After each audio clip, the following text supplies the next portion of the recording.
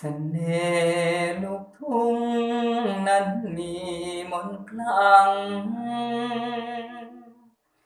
ยินเสียงครุยดังพริ้วลมพัดมาชายทุ่งเด็ก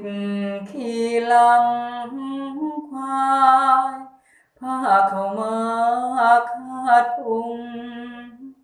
ไฟฝันเรื่องทุ่งเป็นลูกทุ่งไทยเสน่ห์ลูกทุ่ง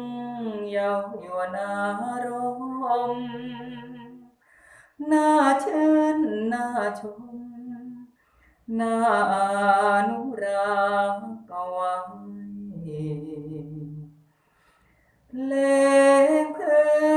นบ้านเราก็ไม่สูญหายเพราะพริ้งจากใจชั่วลูกชั่วหลานงานวัดที่ไหนต้องไปแข่งขันประกวดประชันกับเขาที่นั่นลูกทุ่งเสียงทองวอนแม่แจ่มจันทร์มาลัยปลอบฝันให้ลั่นเวทีเสน่ห์ลูกทุ่ง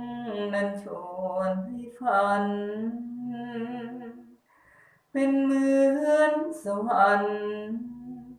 นำพาให้มาเต็มที่น้ำเสียงเนื้อให้เธอช่วยทีเป็นมิตรไมตรีไม่มีวันเลือน